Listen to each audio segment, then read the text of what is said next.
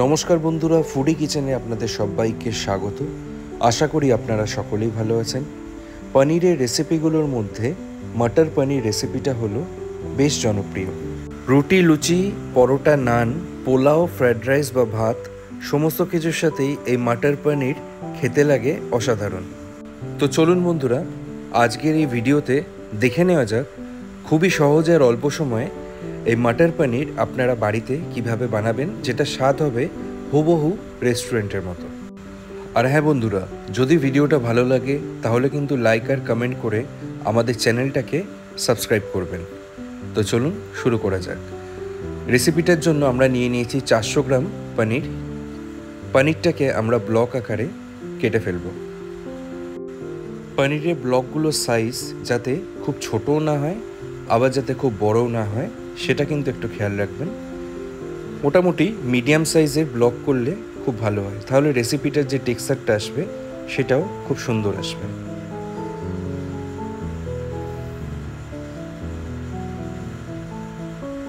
তো পনিরগুলোকে medium block আকারে কেটে নেওয়ার পরে একটা পাত্রে বা প্লেটে তুলে নিন।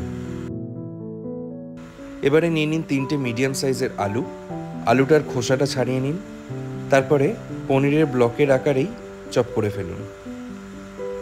চপিং করার পরে আলুগুলো একটা প্লেটে বা পাত্রে তুলে ভালো করে জল দিয়ে ধুয়ে নিন।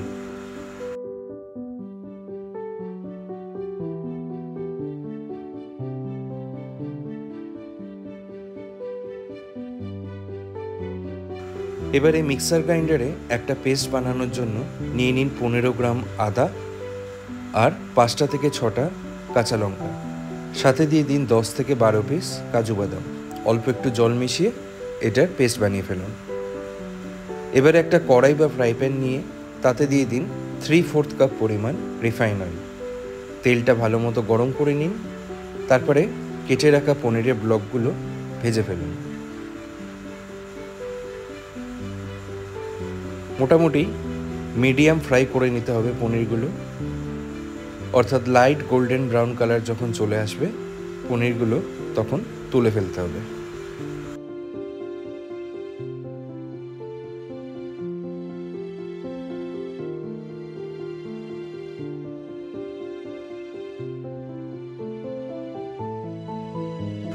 পনিরগুলো এখানে মিডিয়াম ফ্রাই করা হয়ে গেছে। এবারে একটা পাত্রে তুলে নিন।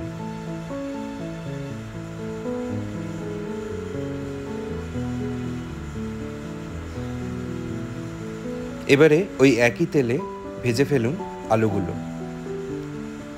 আলুগুলো এখানে মিডিয়াম ফ্রাই করে নিতে হবে। মিডিয়াম টু হাই ফ্লেমে আলুগুলো ভাজতে হবে।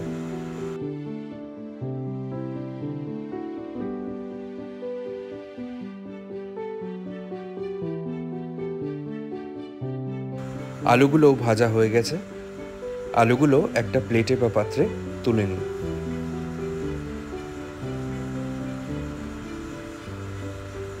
এবারে একই তেলেতেই দিয়ে দিন 1 চা চামচ পরিমাণ গোটা জিরে, সাথে একটা দারচিনির টুকরো, 4 থেকে 5টা লবঙ্গ এলাচ, গোটা গোলমরিচও দিয়ে দিন 4 থেকে 5 টুকরো, আর একটা তেজপাতা। 15 থেকে 20 সেকেন্ড একটু ফ্রাই করে নিন। তারপরে মিক্সার গ্রাইন্ডে বানিয়ে রাখা পেস্টটা মিশিয়ে দিন।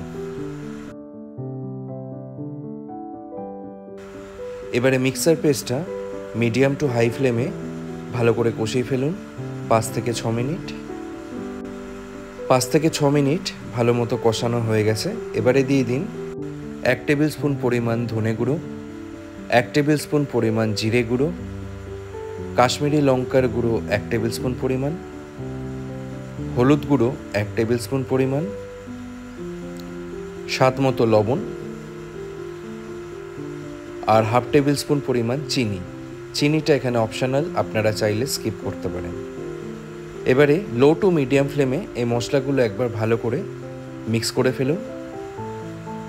তারপরে এটাকে একটু কষিয়ে ফেলুন যতক্ষণ না তেলটা ছাড়তে শুরু করে। যখনই তেল ছেড়ে দেবে তখনই মিশিয়ে দেবেন 3 টেবিল স্পুন পরিমাণ টমেটো সস। এবারে টমেটো সস সমেত এই মশলাটা আরও কিছুক্ষণ কষিয়ে ফেলুন। মোটামুটি আরও 1.5 থেকে 2 মিনিট মিডিয়াম টু হাই ফ্লেমে মশলাটা কষাতে হবে। 2 মিনিট কষানোর পরে দেখবেন আবার মশলা দিয়ে তেল ছাড়তে শুরু করেছে। গ্রেভি মশলা কালারটাও এখানে খুব সুন্দর লাগছে। এই সময় গ্যাসের ফ্লেমটা লোতে করে দিন আর মিশিয়ে দিন ফেটিয়ে রাখা টক দই 100 গ্রাম পরিমাণ। টক দইটা মেশানোর আগে কিন্তু গ্যাসের ফ্লেমটা লোতে অবশ্যই করে রাখবেন, না হলে কেটে যেতে পারে। এবারে টক দইটা সমেত এই গ্রেভি মশলাটা ভালো করে কষাতে হবে।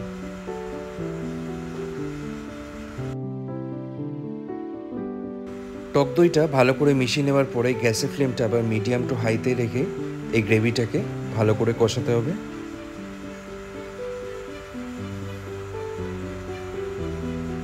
গ্রেভিটা এখানে খুবই সুন্দরভাবে কষানো হয়ে গেছে। এবারে মিশিয়ে দিন ভেজে রাখা আলু আর পনির।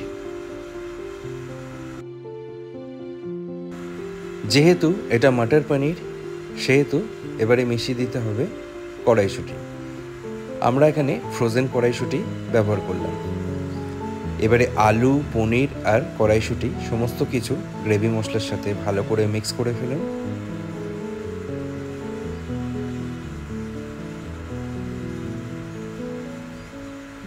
তারপরে মিডিয়াম টু হাই ফ্লেমে এটা কুক করে ফেলুন 2 মিনিট।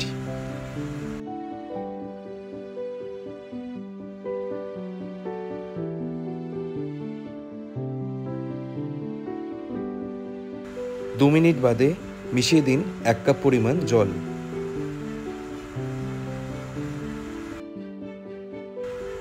জল মেশানোর পরে সমস্ত কিছু একবার নেড়ে চেড়ে ভালো করে মিক্স করে ফেলুন। তারপরে এটা ঢেকে রাখুন লো ফ্লেমে 5 মিনিটের জন্য। 5 থেকে 6 মিনিট বাদে ঢাকনাটা সরিয়ে ফেলুন। তো মটর পনির অলমোস্ট এখানে রেডি। একবার দেখে নেওয়া যাক আলুগুলো বয়েল হয়েছে নাকি। হ্যাঁ বন্ধুরা, সুন্দরভাবে আলুগুলোও বয়েল হয়ে গেছে। এই স্টেজে মিশিয়ে দিন 1 চা চামচ পরিমাণ গরম মশলা গুঁড়ো আর কিছুটা পরিমাণ রোস্টেড কাসুরি মেথি। এগুলোকে একবার ভালো করে মিক্স করে ফেলুন।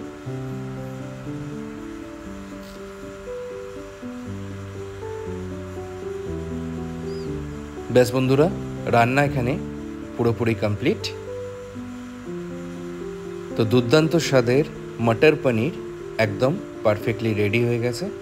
এটাকে গরম গরম এবারে সার্ভ করে ফেলুন।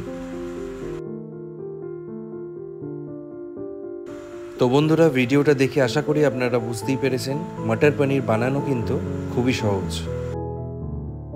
তো এই রেসিপি ফলো করে বাড়িতে চটপট বানিয়ে ফেলুন মটর পনির। আমি গ্যারান্টি দিয়ে বলছি সকলে প্রশংসা করবে। তো বন্ধুরা, আজকে এ পর্যন্তই। আবার আপনাদের সাথে দেখা হবে পরবর্তী ভিডিওতে নতুন আর একটা রেসিপির সাথে। ভালো থাকবেন, সুস্থ থাকবেন।